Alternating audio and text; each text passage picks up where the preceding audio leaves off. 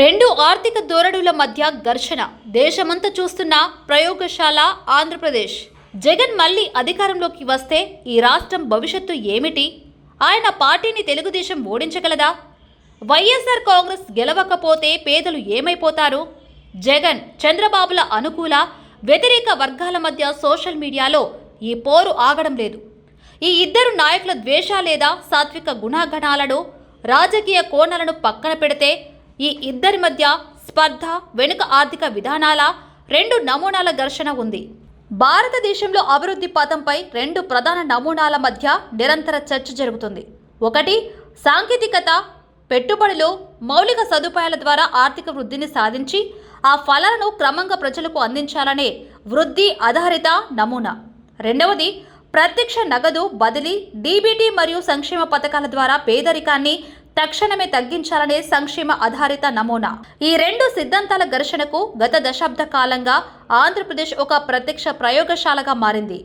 నారా చంద్రబాబు నాయుడు తన పాలనలో సాంకేతికత, పెట్టుబడులు మరియు భవిష్యత్తు దృష్టితో కూడిన వృద్ధి నమూనాకు ప్రాధాన్యత ఇచ్చారు.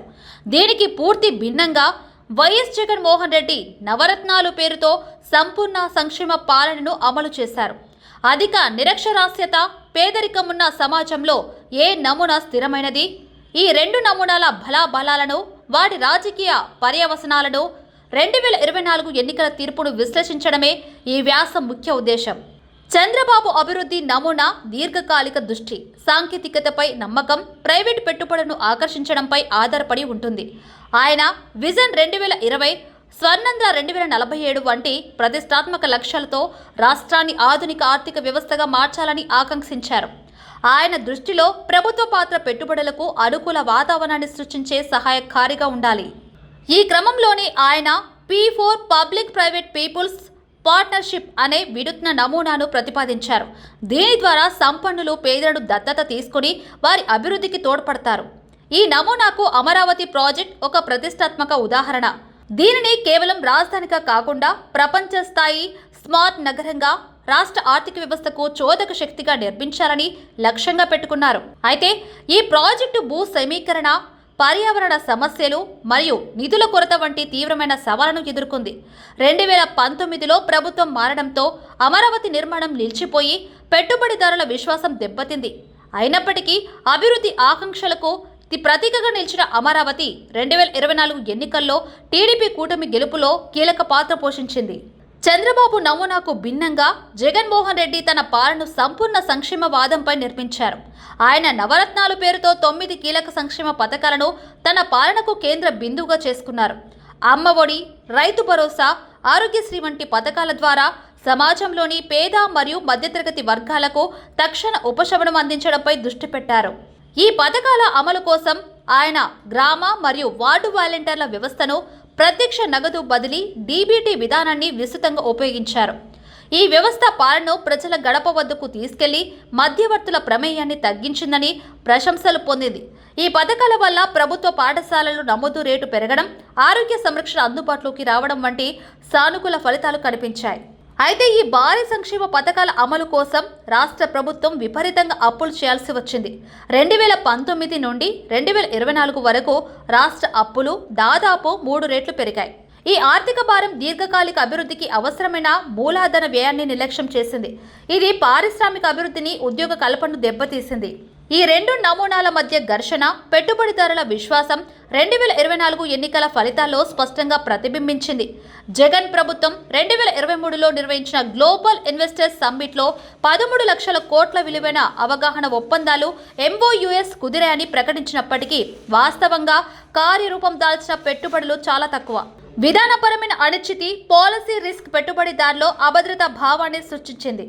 దీనికి విరుద్ధంగా 2024లో నాయుడు అధికారంలోకి వచ్చిన వెంటనే పెట్టుబడిదారుల సెంటిమెంట్లో సానుకూల మార్పు కనిపించింది. ఇది నాయకుడి విశ్వసనీయత, లీడర్స్ క్రెడిబిలిటీ యొక్క ప్రాముఖ్యతను చాటింది. 2024 అసెంబ్లీ ఎన్నికల ఫలితాలు ఈ రెండు నమూనాలపై ప్రజలు ఇచ్చిన స్పష్టమైన తీర్పు. 2019లో 151 సీట్లతో గెలిచిన వైఎస్ఆర్సీపీ 2024లో కేవలం 11 సీట్లకు పరిమితమైంది. టీడీపీ నేతృత్వంలోని కూటమి 164 స్థానాల్లో చారిత్రాత్మక విజయం సాధించింది. ఈ తీర్పు కేవలం సంక్షేమ పథకాల పంపిణీ మాత్రమే ఎన్నికల్లో గెలుపును ఖరారు చేయలేదని స్పష్టం చేస్తుంది. అభివృద్ధి, ఉద్యోగ కల్పన, భవిష్యత్తుపై భరోసా వంటి దీర్ఘకాలిక ఆకాంక్షలను విస్మరించడాన్ని ప్రజలు తిరస్కరించారని ఈ ఫలితాలు సూచిస్తున్నాయి. ఓటర్లు కేవలం లబ్ధిదారులుగా మిగిలిపోవడానికి ఇష్టపడకుండా రాష్ట్ర అభివృద్ధిలో భాగస్వాములు కావాలని కోరుకుంటున్నారని ఇది రుజువు చేసింది. ఆంధ్రప్రదేశ్ అనుభవం ఒక కీలకమైన పాఠాన్ని చెప్తుంది. కేవలం వృద్ధి లేదా కేవలం సంక్షేమం స్థిరమైన అభివృద్ధికి దారితీయవు. ఒక విధానాన్ని రాజకీయ వైఫల్యంగా పరిగణించడానికి కేవలం ఎన్నికల ఓటమే కాకుండా అది సృష్టించే ఆర్థిక అస్థిరత, ప్రజల ఆకాంక్షలు నెరవేర్చడంలో విఫలమవడం కూడా కారణమవుతుంది.